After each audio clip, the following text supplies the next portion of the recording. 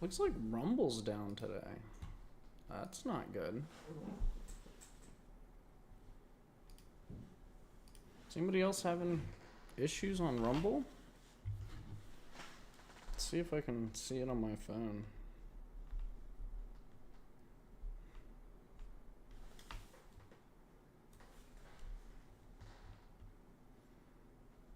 Oh, Rumble might be completely down.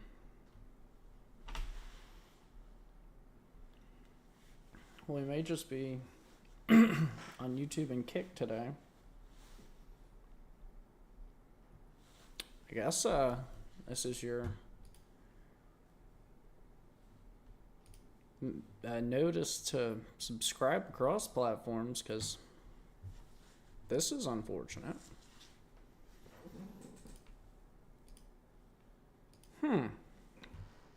I guess we'll keep an eye on that. Maybe it'll fix itself. Maybe it won't.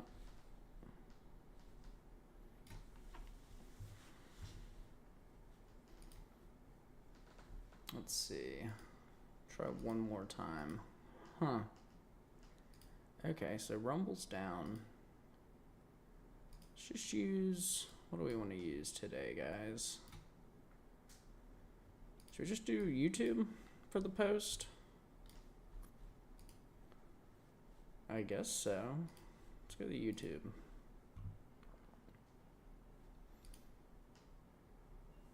I was told I needed to turn up my mic volume, so I hope today's a little better. Somebody on YouTube told me to do so, so I obliged.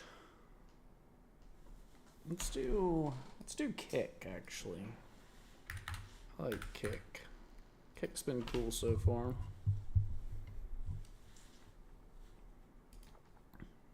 View your channel. Copy. Let's see. Thanks. I hope everybody's having a good Wednesday. Happy Hump Day.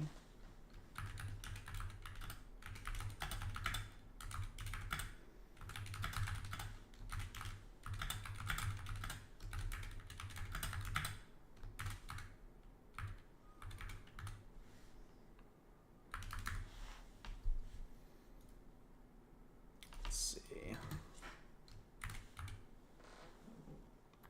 Rumble may be down, but the State of the Union is strong. I like that. And then we'll paste. Let's do that. Let's see. Maybe that'll bring some new people in. I normally don't post the Kick stream. I don't think I've done that before, but you know, maybe people will come in. I hope, like I said, everybody's having a good Wednesday. Let's see if we can turn this up a little bit. Ooh, maybe a little bit much there.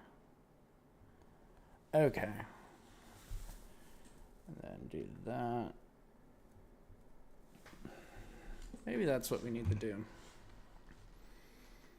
Let's switch over to the main camera. Ooh, that is very bright. Let's go down a little bit. Oh, not that much. Let's see if that works. How does that look? That looks good.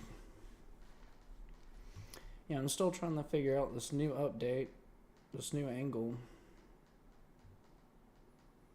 Is YouTube working? Okay, YouTube looks like it's working as well.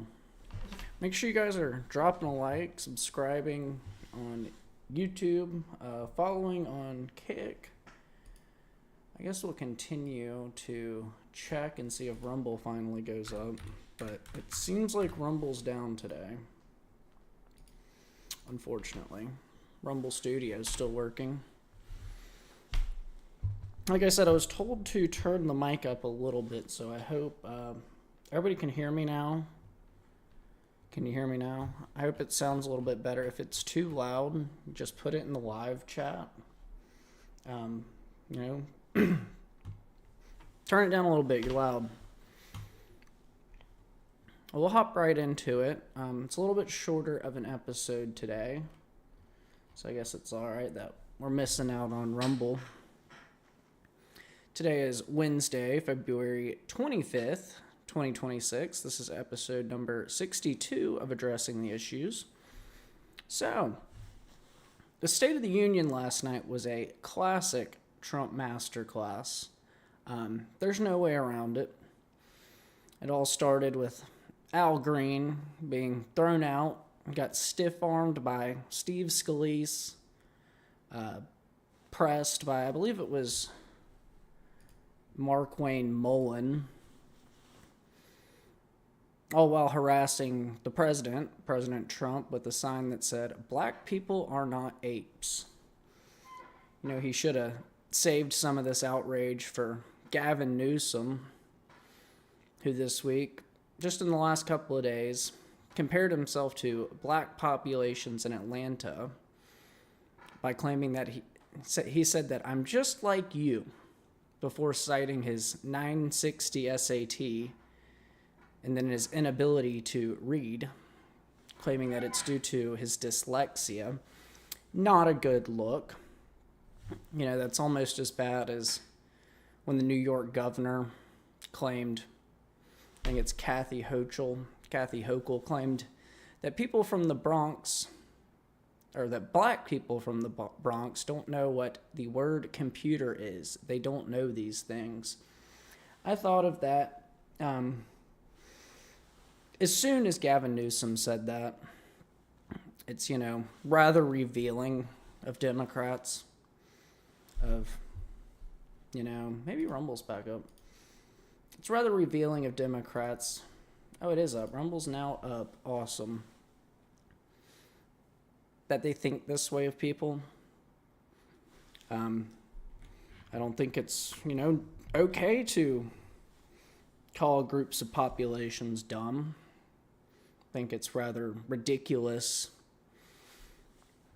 You know, it's a stereotype that they're pushing, Democrats, that, you know, people don't know how to use computers, can't test well on the SATs, can't read. But we'll get back to the stellar State of the Union. It was the longest State of the Union ever at 1 hour and 48 minutes, even surpassing President Trump's own record in 2025 of 1 hour and 40 minutes. President Trump now holds 5 of the top 10 longest State of the Union addresses of all time. So, they keep getting longer. They keep getting better. They call it winning. But I'd argue that this is one of the best speeches he's ever given, and likely one of the truest given, honestly. Especially since he didn't go down the whole turkey gambit again, which is a whole story of its own. You know, due to the forced culling of avians 2 years ago. I mean, that was the main critique I've had in previous speeches, is the whole Thanksgiving turkey deal, which was demonstrably false, but there weren't too many of those points in his most recent State of the Union. In fact, I don't know that there were any, really. It was very well written, very well performed. But some points of acknowledgement during the State of the Union was the Democrats' refusal to stand not only for protecting American citizens over illegal immigrants, which led to a emotional outburst from Ilhan Omar, which continued through the recommendation to outlaw sanctuary cities. You know, she was in there. I called her hootin' and hollerin' Pam Bondi the other day. Now we have hootin' and hollerin' Ilhan Omar. I mean, she was not acting as a congressional member should by any stretch of the imagination. Yeah, it looks like Rumble's back. That's awesome. He's given 5 State of the Union addresses and has the top 5 5 of the top 10. Some of them were actually beaten out by Bill Clinton, believe it or not. And that's going back to, I believe, 1964, when it was popularized to give speeches as opposed to writing letters to Congress. But, they refused to stand. They were hooting and hollering when they were asked to stand if they protected Americans over illegal immigrants, which is, kind of their job. It's kind of their job. They should be voted for by Americans, not illegal immigrants, but I guess we all see that whole situation unraveling, don't we? It seems that, the fraud is, it's used to buy elections, and you protect the people who vote for you, in this case, illegal immigrants. And whoever was doing the camera was doing stellar work. Had the dude that thinks he's a girl on after the transitioning people. President Trump called out Somali pirates, and it goes straight to Ilhan Omar. I mean, whoever was doing that was another masterclass in and of itself. But this wasn't the only thing they refused to stand up for. They refused to stand for Staff Sergeant Andrew Wolf and the family of Specialist Sarah Beckstrom, who never wanted to be at the State of the Union, never should have been at the State of the Union. But if it wasn't for Democrats' 1, disastrous withdrawal from Afghanistan, and 2, allowing Washington, D.C. to become so crime-ridden the National Guard was forced to be called in, they never would have been there. So, they could have at least stood up in support of American troops, the people who didn't want to be there but had to because of their awful policies. But, I guess what are you going to do about it now? The Democrats squeezed the toothpaste out of the tube and we can't put it back in. It's just impossible. I also refuse to stand for American heroes, such as Eric Slover, who miraculously kept his crew alive during the Maduro raid in Venezuela, despite taking multiple shots to the legs, which, if anybody's familiar with flying aircraft, you need to be able to use your legs to steer the aircraft. He couldn't even walk to this day without crutches, and he managed to keep his entire crew alive during the operation. He's an American hero, and Democrats refuse to stand for him. But beyond this, there's the refusal to stand for the mother of Irina Zarutska, who was killed due to Democrats' soft on crime policies. As Trump said, what's going on in Charlotte? I don't have any answers. Charlotte is almost a completely lost cause. I grew up loving to go to Charlotte. It was the big city, so much to do, always fun.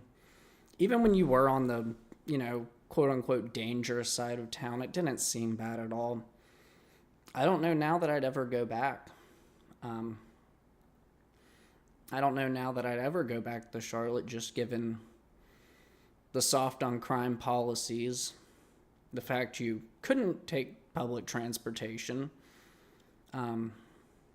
It's not the only incident that's happened since the Irina Zarutska thing. There's been more than that on public transportation in Charlotte. But it is a Democrat-run city, and it has Democrat-run city results. Freeing criminals after violent offenses. But I would like to know, what has happened in Charlotte that's caused this? Because it used to be a great place to go. It truly was. Had a theme park, I guess, on the outskirts of town, South Carolina border. But everywhere else seemed fine. And now, I wouldn't go back. I wouldn't go back to Charlotte. Never. I mean, you'd have to force me. Absolutely force me. But there were other telling moments. The refusal to stand for Delilah Coleman, who suffered a traumatic brain injury at the behest of an illegal immigrant driving an 18-wheeler. We've gone into, my opinions on the whole 18-wheeler thing. But you can't have people that can't read signs, that won't follow the law, that aren't held to the standard of law driving. I mean, multiple ton death machines. I mean, it's a lot worse than a Honda Pilot, if anybody gets that reference. These are tons and tons of steel, can't be stopped on a dime. And these people are driving, 12 plus hours a day over, the legal limit of what 18-wheeler drivers can drive. I believe it's 8 hours and they have to take a break. But when you're not held under the law, these things happen. And there are victims, such as Delilah Coleman, who's never going to be the same. She'll never live a normal life because of this. And it is a direct effect of Democrat policy supplying CDLs to illegal immigrants. Not to mention the Americans that, can't keep up in the crossroad trucking business because they are held to certain standards such as 8 hours a day. They do want reasonable wages to feed their families. So you have somebody willing to undercut labor costs and labor laws. And the result is things like the tragedy which has happened to Delilah Coleman and among many others across the United States in recent years. But I will acknowledge that Democrats somehow managed to stand for Royce Williams, who fought as a pilot in World War II, Korea, and Vietnam. Another American hero. He was standing there. He looked like he'd go back today if he was told to do so. It looked like Pete Hegseth could call him up and say, hey, Royce, we need you back. And he'd go. He wouldn't miss a beat. He'd be standing at his door ready for the military truck to pick him up, and he'd be gone. He'd be flying over Iran tomorrow if we needed him. And he's an American patriot, so it's great that somehow they could acknowledge that. This speech also declared that Vice President J.D. Vance would be taking over as the White House's fraud czar. The only way that J.D. Vance could do worse than the U.S.'s last czar, the border czar Kamala Harris, is if he were to start teaching people how to defraud the U.S. government. She kind of taught people how to illegally cross the border. What was it, the HB1 app or whatever? Literally set it up that they could cross the border as the borders are.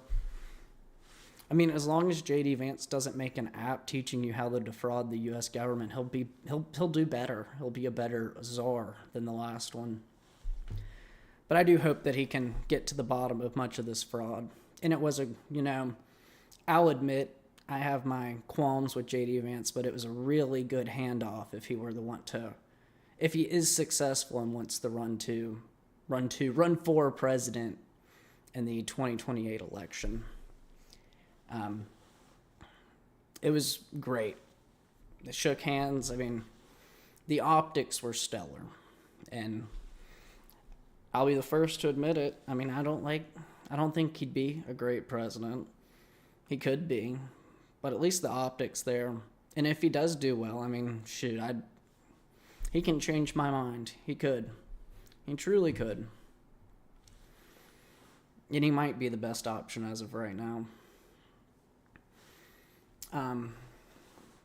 When John Fetterman has to explain congressional decorum, you know you're in trouble. Correct. Well, I like John Fetterman. I'll be honest. I wish he wouldn't wear shorts and hoodies to Congress, to the Senate. I'll admit he, has reason about him.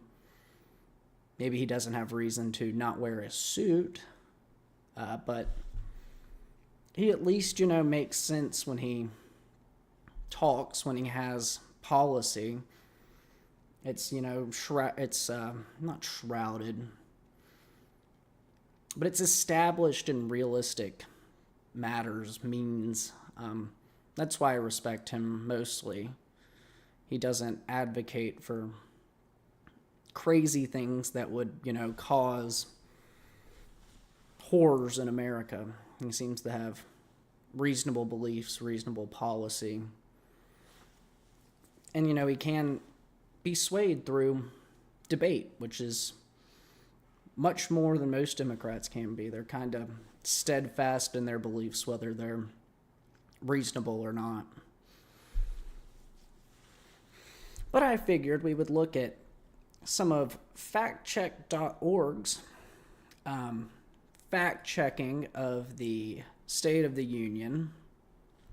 What they claim were misleading claims. Note they don't say lies. And some of these, I can probably go through all these pretty quickly. It says Trump falsely claimed that he inherited a stagnant economy with inflation at record levels.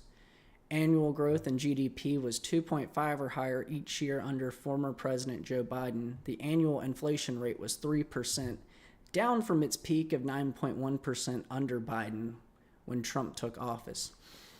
Well, if it's under 9.1%, it's accurate. We'll continue. The president went on to claim that the economy is roaring like never before, but real GDP growth in 2025 was down to 2.2%, according to a federal estimate. Also, the unemployment rate has increased slightly under Trump. So it's not entirely misleading. We'll continue. He misleadingly claimed that prices are plummeting downward because of his policies.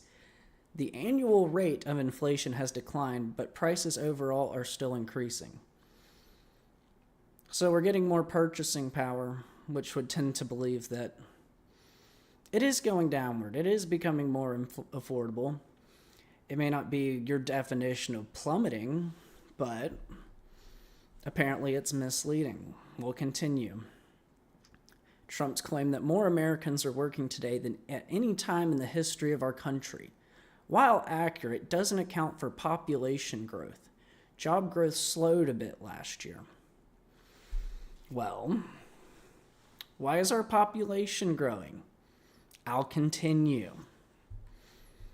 Americans aren't even at the replacement rate. Why is the population growing? Ask yourself that. The president misleadingly claimed that Americans will now pay the lowest price anywhere in the world for drugs.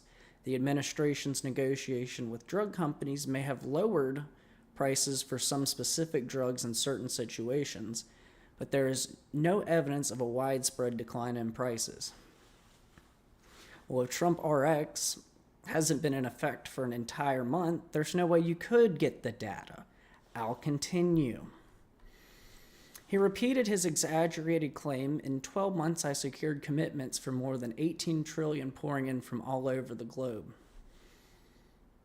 What's the number, 17.9? I'll continue. Trump made the unsupported claim the flow of deadly fentanyl across our border is down by a record 56% in 1 year. Unsupported by what? It seems that I'm noticing a lot less fentanyl deaths in my life. It might be because I'm getting older, but it doesn't seem to be the crisis it was 2, 4, 5 years ago. I'll continue. The president continued to exaggerate the decline in gasoline prices, saying they're now below $2.30 a gallon in most states. Oh no, we froze. I'm so sorry, everybody. Are we back on these sites? It says we're degraded. We can go up here and check. Are we back? Okay. It looks like we're back on YouTube. Rumble should be back shortly. Let's see if Kick's back up. I've got to figure out a way to fix that cord thing. Where were we? Okay, the president continued to exaggerate the decline in gasoline prices, saying they are now below $2.30 a gallon in most states. In no state was the average that low, and the nationwide average is $2.94. You know, I can't attest that gas prices are that low near me, but maybe they're right on that one. We'll give them one. 1 point for the fact checkers, possibly.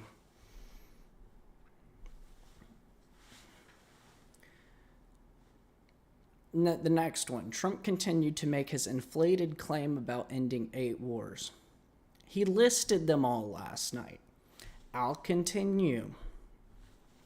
He claimed to have presided over a tremendous renewal of religion in America, but recent polling has found the opposite. From my experiences, that's the fact checking is misleading. I have seen a tremendous revival of religion in America, at least in my sphere, in my circles. You know, maybe the flag-toting churches have lost some people. The ones that have flags with rainbow stripes and baby pink and blue triangles on them. Maybe they've lost people. But actual religious institutions, I'm almost entirely sure that they're growing. I mean, I wouldn't call those actual churches anyways. If you're worshiping, yourself over the Lord, that's not religion. That's mockery. So we'll continue. Trump claimed that the 1,776 warrior dividend bonus checks paid to military personnel came from tariff revenue, but it was actually a relocation of funds initially earmarked for an increased housing allowance. That's misleading in a way, the fact check, given that, yes, these were written into the big, beautiful bill. I guess they weren't from the tariff funds. So maybe they've got another point. But the 1776 warrior dividend was written into the big, beautiful bill. I don't know that they were initially earmarked for increased housing allowance or not. I mean, that would be very hard to prove. Maybe they were just, I don't know. I think that this is misleading. The fact checkers. And maybe, I guess they can't come from tariff revenue because the Supreme Court has decided that you've got to give it all back. So maybe they should take this up with the Supreme Court. The president repeated his unsupported claim that many immigrants came from prisons and mental institutions, and he wrongly claimed that the Biden administration allowed in 11,888 murderers. That's misleading. And that number of murderers will only increase, whether it be 11,888 or 11,887. So that's misleading from the fact checkers. Trump boasted about a stock market gain since his election, but gains were less in each of the last 2 years. But the gains were less than each of the last 2 years under Biden. Well, what's your point? I'll continue. He exaggerated when he said his signature legislation eliminated tax on tips, overtime, and Social Security benefits for seniors. The tax breaks are substantial, but do not apply to all individuals. I believe that's only tax on tips. I'll continue, at least from my understanding. As he has for years, Trump insisted without evidence that cheating is rampant in our elections, and he claimed legislation was needed to stop illegal aliens from voting, though evidence suggests that's rare. So what are you proving here? It is cheating if illegal aliens are voting, and I would consider any of it rampant. Nevertheless, that it is rampant in certain states, Minnesota, California, New York, some states with some of the largest populations. Trump claimed that the federal budget could be balanced if we're able to find enough of that fraud. The most recent budget deficit was on $1.8 trillion, more than 3 times higher than the highest federal estimate of government money lost annually to fraud. Maybe that is true. But also, we shouldn't lose a single penny to fraud. That's my opinion. Why are we okay with the single penny of our government revenue being lost to fraud, autism fraud, daycare fraud? I'm not okay with the single penny, and it could be reduced. Maybe not balanced due to the annual payments we have to make on already accumulated debt, but that's not all Trump's fault. So I'll continue. Trump claimed that he inherited rampant crime at home and later boasted that last year the murder rate saw its single largest decline in recorded history. Crime and murder was down last year, continuing a trend that began in 22. Although it was the sharpest drop in the murder rate in recorded history. I'll continue. That is just an absurd fact check by them. Trump made the dubious claim that his increased tariffs would one day replace income taxes, something many economists doesn't add up. What about the Nobel Prize winning economist that said that wouldn't work in the first place? I'm not willing to accept that one either. Trump claimed that the U.S. obliterated Iran's nuclear weapons program last year. Experts have said that the program was damaged but not destroyed, and Trump is now considering military action over Iran's nuclear program. I guess I'll give them that. Maybe it wasn't destroyed. I guess we'll look up the definition of obliteration, but they might have a different one than total destruction or wiping out so that no traces remain. So maybe they've got that. We'll concede that. 3 of, I'd guess, probably 20 so far. Trump said Republicans would always protect Medicaid. The One Big Beautiful Bill Act's changes to the program reduce spending by more than $900 billion and are estimated to result in 7.5 million fewer people with health insurance. Maybe that's because of the work requirement required now. Maybe it's because health insurance was defrauding the government under Obamacare. Well, we'll continue. Trump said American oil production is up by more than 600,000 barrels a day when crude oil production increased by 334,600 barrels per day in his full first 10 months in office. I don't know what their claim is here.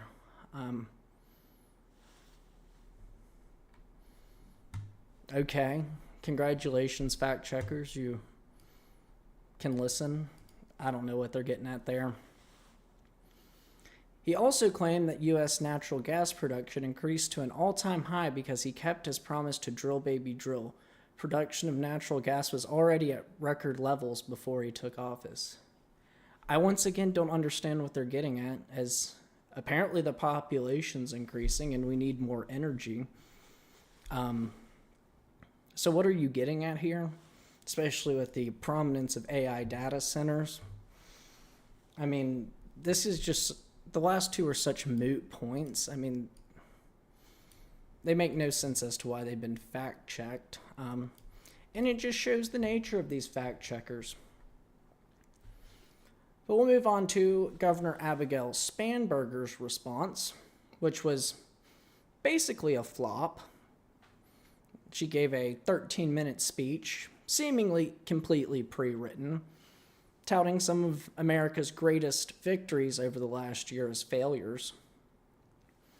During this speech, she was surrounded by a seemingly inorganic audience. I mean, you could tell by the dress of them, they didn't look like normal Americans. I don't know who she was talking to. Maybe it was the Virginia Congress. But I think they looked a lot more like spooks from her previous job at the CIA. One of the craziest among the many crazy claims she made during her speech was that Trump is allying with Russia and China by making war with Iran. Now, if you can explain that to me while acknowledging the BRICS Economic Alliance, I would appreciate it. But that is the craziest of misleading claims. Somebody should do a fact check on her because she was spewing nonsense. But you know, this was the Democrats' chance to slingshot the woman who wore a plastic bag over her head during COVID. I think we've all seen the picture of her with the plastic covering and the little fan during COVID that she was wearing. I mean, an absolutely crazy contraption. You know, I was told to never... Did we freeze again? Uh-oh. Okay, no, we didn't. Cool. I was told to never put a plastic bag over my head as a kid. And yet apparently that's, you know, COVID safety now. You know, you just put a plastic bag over your head, like Abigail Spanberger. But this was her chance to slingshot her into national relevance. Oh, it did freeze now. Awesome.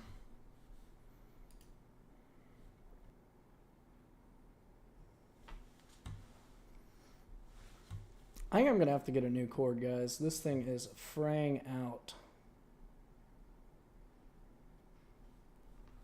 Are we back on anything whatsoever? Okay. YouTube looks like it's back. Let's see if Rumble's back. What are we talking about? We're talking about the State of the Union currently. Actually, the response, Venus. I think I was saying this is likely her slingshot to be on the, or at least part of the 2028 presidential ticket. Probably Vice President 2, Gavin Newsom, who, you know, has made some questionable remarks in the last day, as I talked about earlier. But we'll move on from the State of the Union. It was a masterclass by Trump. I would argue it was a abject failure from the response of Governor Abigail Spanberger. But, you know, what do you expect when you're on the wrong side of history? I mean, I don't know. But moving on, there's some breaking news today. Cuban forces kill 4 people and injured 6 opening fire on a Florida-registered speedboat, which was detected within 1 nautical mile northeast of the El Pino Channel in the Villa Clara province of Cuba. The Cuban Interior Ministry claims that the boat opened fire on Cuban border guards, injuring the commander as the Cuban boat attempted to identify the speedboat. This sea gun battle occurred as tensions between the island and the U.S. surged following the blockade of oil from Venezuela, which has been the communist nation's only lifeline preventing collapse in recent years. In recent weeks, there's been rolling blackouts, lack of supplies have plagued the island, with experts claiming that the island is closer to total collapse than ever before, total collapse of the communist regime in Cuba. But I'm going to speculate here. All the rest of this is pure speculation. But I feel that the Cuban government isn't telling the full truth on this situation. But I have a few other speculations as to how this happened, how this occurred. The first being the least likely, in my opinion, is that the boat was running drugs from Cuba into the U.S. I think the fact that there was 10 people on this boat makes it rather unlikely that it was drug smuggling. 10 people being smuggled is likely more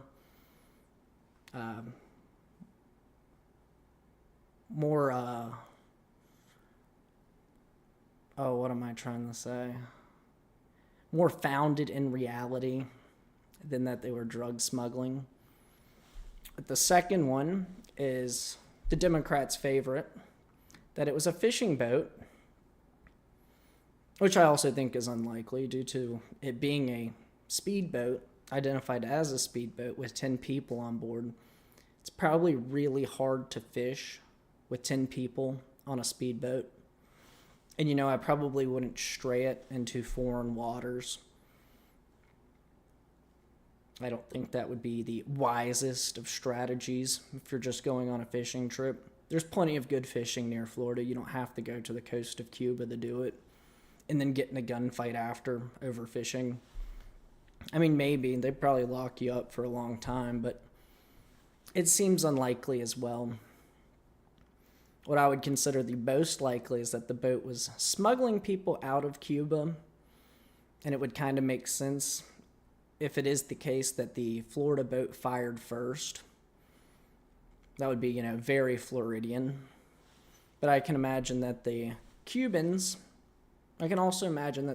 started firing first and received return fire or even friendly fire, given the competence that they've displayed recently, particularly returning home from Venezuela in shoeboxes. But I could see, I guess any of the above in a sense, particularly given the lack of communication between Cuba and the U.S.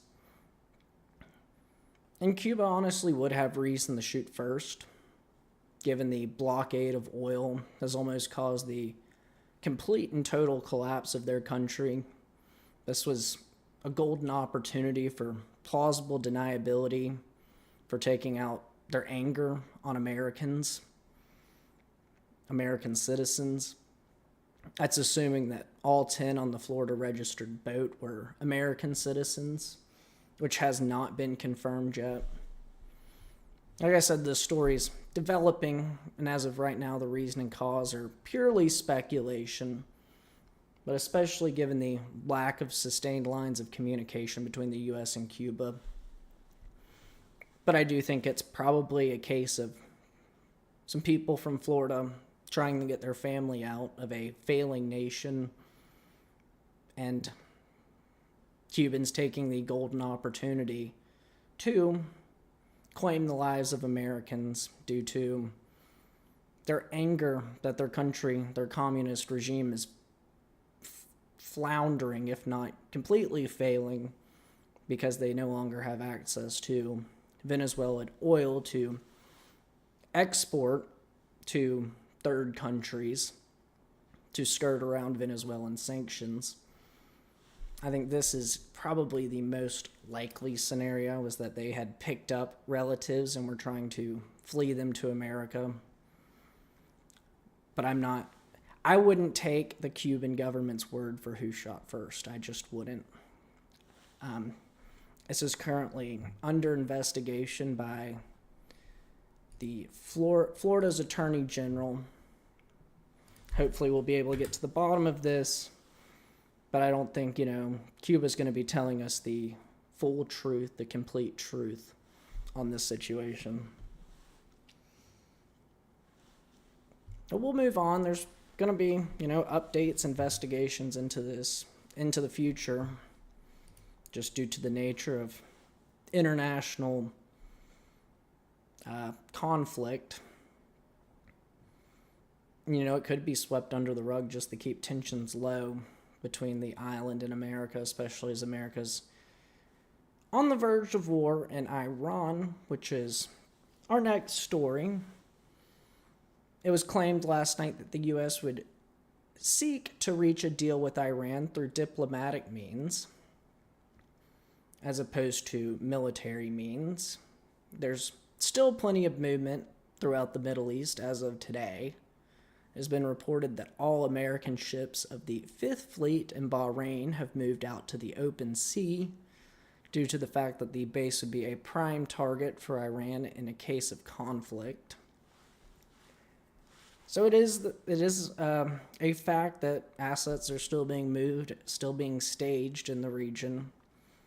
But I will accept Trump's claim that he does seem to want to end this diplomatically. I believe there is a meeting scheduled for tomorrow, I believe Thursday, between Iran and the U.S. once again. And maybe Iran comes to the table and turns over their ballistic missiles, or at least stops their program, stops their nuclear program. I don't know how likely that is, given that one of their red lines is they want to continue both of these. But hopefully, as Trump said, we can get this sorted out through diplomatic means. In another story that happened, right before we started today, at least it was brought to my attention right before we started, the FBI raided a Los Angeles Unified School District headquarters and Superintendent Alberto Carvalho's home. It's unclear as to the reason why currently. This is a developing story. Carvalho previously worked in the Miami-Dade schools before moving to Los Angeles Unified School District, or Unified, pretty sure. It's the second largest school district, and actually the first largest has already been wrapped up in a scandal, as the superintendent was an illegal immigrant, if I'm not mistaken. I believe that was the Kansas City, maybe St. Louis. Somewhere in that area of the U.S., we've already had issues with the largest school district being led by someone doing wrongdoing. We'll put it at that. That's a developing story. I'm going to check real quick to see if there's anything else that I missed. I guess there's the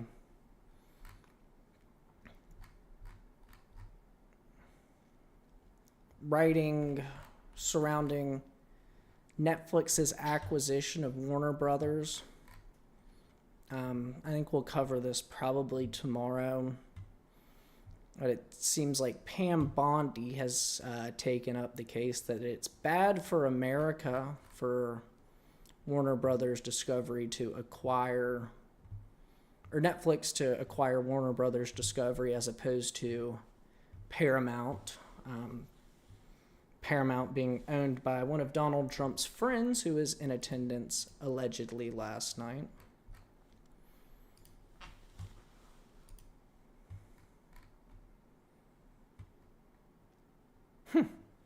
Here's a title, a title. This came out just a few minutes ago. Cuban forces open fire on U.S. vessel, killing 4 and sparking Trump invasion fears. We would go through that island so quickly. You could blink and you would miss that. I guess that's on the table now. We'll fight a war on, I don't even know how many fronts. Cuba, Iran, possibly Mexico if their mess spills over. crazy times we're in. Crazy times. And yeah, make sure you guys are dropping a like on today's episode. Sharing if you think any of this information is pertinent to anybody else. You think anybody else would enjoy the show. I enjoyed talking to everybody today in the chat. Even the new people on Kick. Maybe posting the Kick worked out pretty good. I hope you all enjoyed. Make sure you're subscribing on YouTube, following on Rumble, following on Kick, and turning on notifications so if something happens like today where Rumble is down at the start of the show, you'll be able to catch the whole thing. You'll be notified that we're live on a different platform. Unfortunately, Rumble was down at the very beginning. I was trying to see what that was, but it seems it was just it was on Rumble's end, not mine.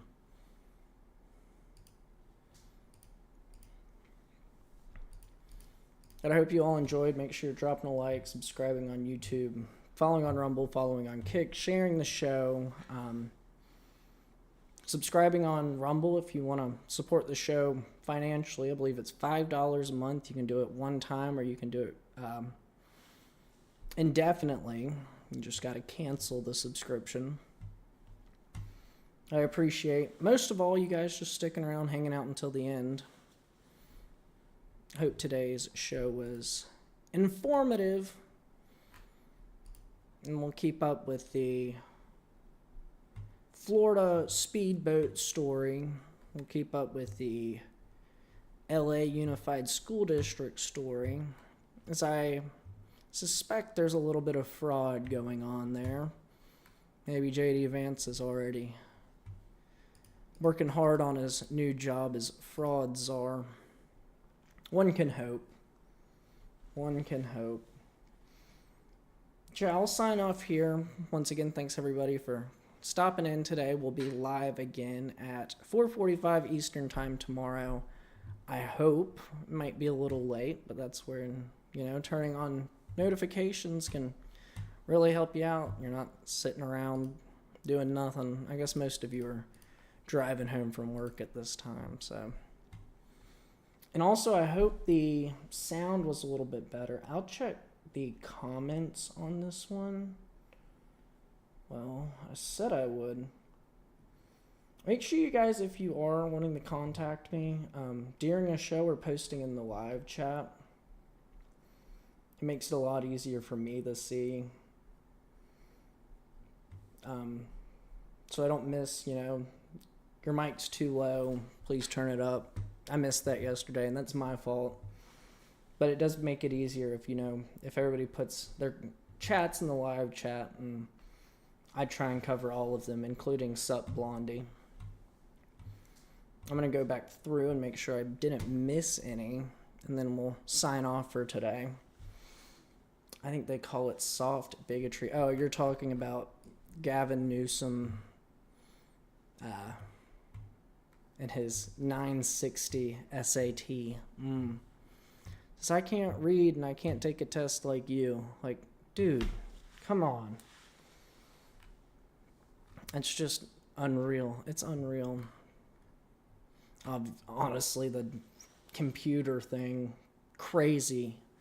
I think everybody in America knows how to use a computer. I would expect it at least, unless it's like my grandparents. They're like 90. Maybe they don't know how to use a computer, but I've seen them do it before. So I think, that's just a little bit of it's a little bit of a stretch, particularly into the bigotry realm. Let's see. Some say Trump is wrong. Yeah, the fact checkers at factcheck.org are some sayers. Some say... No, I'm not doing that. We'll sign off here before I start going into bad Trump impressions. I hope you guys enjoyed. Thank you guys for sticking around to the end. We got quite a few of you still in here. Make sure all y'all are dropping a like. It really helps me out with the algorithm. I guess I'll stop here. To my people on the East Coast, I hope you get home safe. To the people further west, I hope you finish up your workday strong and get home safe as well. I'll see you guys tomorrow at 4:45 Eastern Time. Thanks for sticking around, and I'll talk to you guys again very soon.